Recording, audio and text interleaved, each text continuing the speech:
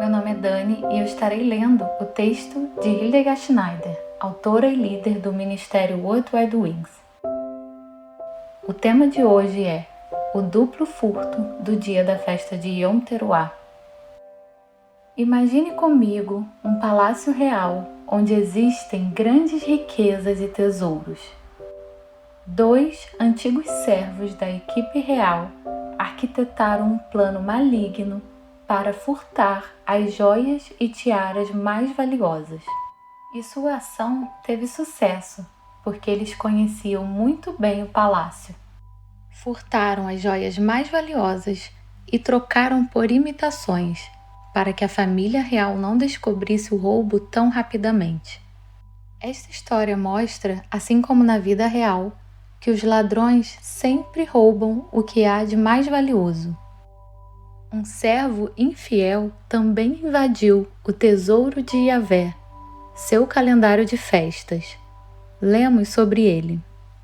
Esse reino diferente falará contra o Supremo, oprimirá os seus santos e tentará alterar o calendário, as festas religiosas e as leis. Daniel 7:25. O inimigo sabe bem o grande caráter profético das festas. Então, ele deu aos festivais o rótulo de serem festas judaicas, e como resultado, a maioria dos crentes, por não serem judeus, não sentem que isto também é para eles. Yahvé disse muito claramente que estas são as suas festas. Orienta os israelitas do seguinte modo: as festas de Yahvé, as quais os convocareis, são as minhas santas assembleias. Estas são as minhas solenidades. Levítico 23:1. E Yahvé não apenas tinha essas instruções para os judeus, como também para todas as tribos de Israel, inclusive aos estrangeiros, dizendo que guardar é um estatuto eterno. Uma ordem eterna significa que ela ainda se aplica a nós nos dias de hoje. Depois, o inimigo introduziu imitações adicionais ou simplesmente aboliu as festas de maior importância para o futuro, as festas de outono, e, como ouviremos em breve, com uma estratégia dupla. As imitações são: domingo em vez de Shabat, sexta-feira santa e Páscoa em vez de Páscoa e Dia das Primícias. Nos círculos cristãos, as festas de outono geralmente não são observadas ou celebradas. E nos círculos judaicos, o início das festas de outono, Yom Teruah, foi transformado em outra festa, nomeadamente Rosh Hashanah. A festa de outono mais preciosa, Yom Teruah, que fala da segunda vinda de Yeshua, foi roubada. O inimigo adicionou ainda mais confusão a este roubo, ao plantar o ensino do arrebatamento na igreja. Yeshua pode voltar a qualquer hora e qualquer momento. Todos os que dizem isso não compreenderam nem o significado já cumprido dos festivais de primavera, nem o significado que ainda se cumprirá dos festivais de outono. Yeshua literalmente cumpriu as festas da primavera minuto a minuto na sua primeira vinda, e ele também cumprirá literalmente as festas do outono na sua segunda vinda. A partir desta enorme confusão e roubo, você pode ver quão importantes, valiosas e significativas são as festas de Yahvé, conforme listadas em Levítico 23. O espírito de confusão fez um trabalho tão completo que nem a maioria dos cristãos, nem a maioria dos judeus sabem o significado de Yom Teruah. Yahvé instrui Moisés: dize também aos filhos de Israel: no 7º mês, o primeiro dia do mês será para vós dia de repouso solene, memorial anunciado ao toque do shofar, trombeta que convoca a reunião do povo em santidade.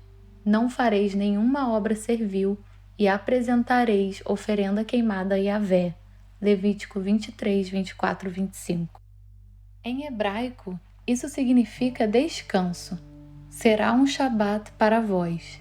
E este dia de festa será uma lembrança, Tzikaron, disso, de e pelo som do sopro, teruá.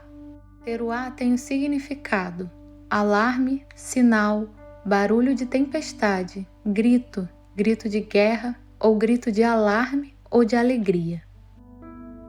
Não está claro nesta passagem das Escrituras o que é que os filhos de Israel devem recordar, mas pelo contexto das Escrituras sabemos que teruá, o toque do shofar, remete à memória ao Monte Sinai.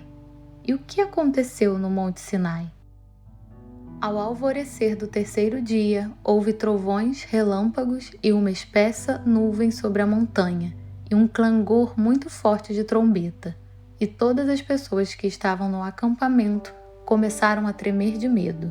Então Moisés conduziu o povo para fora do acampamento para encontrar-se com Yahvé ao pé da montanha. Todo o Monte Sinai ficou coberto de densa fumaça, pois Yahvé havia descido sobre ele em chamas de fogo. O monte fumegava fortemente, como se fosse uma enorme fornalha viva. Toda a montanha tremia violentamente, e o som do shofar, a trombeta, ia aumentando pouco a pouco. Moisés falava e a voz de Deus lhe respondia no trovão. Êxodo 19, 16, 19. Este som muito forte de trombeta, teruá, no Monte Sinai, cresceu em força e acompanhou a chegada de Elohim, descendo no Monte Sinai para o seu povo. Este evento prenuncia a segunda vinda de Yeshua, que retornará na festa do som das trombetas. E daí o pedido de Elohim para nos lembrarmos. E quando? No 7º mês, no primeiro dia do mês. Isto está totalmente de acordo com a afirmação de que ninguém sabe o dia e a hora. Portanto, vigiais, pois não sabeis o dia, tampouco a hora em que o Filho do Homem chegará, mas somente o Pai. Mateus 25, 13. As escrituras hebraicas não dizem nem o Filho. Isto também não está na Bíblia King James. Qual é a correspondência? A festa de Yom Teruá é celebrada no primeiro dia do 7º mês. E nunca se pode prever quando a primeira lua crescente será visível. Daí a formulação, o dia e a hora ninguém sabe. A palavra hebraica para assembleia é mikra, que também significa ensaio geral. Devemos ensaiar para o dia em que Yeshua realmente voltará.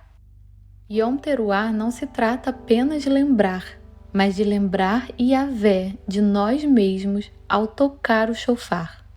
No tempo da grande tribulação, queremos e nos lembraremos de Elohim de Yom Teruá, com a grande esperança de que ele não nos tenha esquecido. Então, em Yom Teruá, tocaremos o shofar para nossa libertação. E Elohim então se lembrará de nós, e Yeshua retornará à voz do arcanjo e ao som do shofar. Pois, dada a ordem, com a voz do arcanjo e o ressoar da trombeta de Elohim, o próprio Senhor descerá dos céus, e os mortos em Yeshua ressuscitarão primeiro. Logo em seguida, nós, os que estivermos vivos sobre a terra, seremos arrebatados como eles nas nuvens para o encontro com o Senhor nos ares. E assim estaremos com Yeshua para sempre. Consolai-vos, portanto, uns aos outros com estas palavras. 1 Tessalonicenses 4, 16, 18. Yeshua será ouvido e visto por todos em seu retorno. A Bíblia diz em Mateus 24: Pois da mesma maneira como o relâmpago parte do Oriente e brilha até no Ocidente, assim também se dará a vinda do Filho do Homem. Mateus 24, 27. O shofar também é tocado como um grito de guerra, e sabemos que quando o Messias voltar, ele virá com seu exército para derrotar os seus inimigos. O Eterno sairá como valente, homem poderoso, como guerreiro despertará o seu selo. Com forte brado exclamará, guerra, e demonstrará toda a sua força contra os seus inimigos. Isaías 42, 13. O som do chofar também soou para anunciar reis, e também sabemos que Yeshua voltará como o Rei dos Reis. Em seu manto, sobre a coxa, traz escrito este nome: Rei dos Reis e Senhor dos Senhores. Apocalipse 19:16. Se os falsos ensinamentos vos impediram de celebrar as festas de outono e por isso também roubaram de vocês o grande dia profético do seu retorno, e agora vocês recebem luz sobre o significado profundo das festas de outono, então isso é uma grande graça e o profundo amor do Pai. Volte e receba as suas festas. Ele convida você para um grande ensaio geral. Se você tiver um chofar, toque-o em memória do grande acontecimento no Monte Sinai e em antecipação ao seu retorno. Chag Sameach Yom Teruah.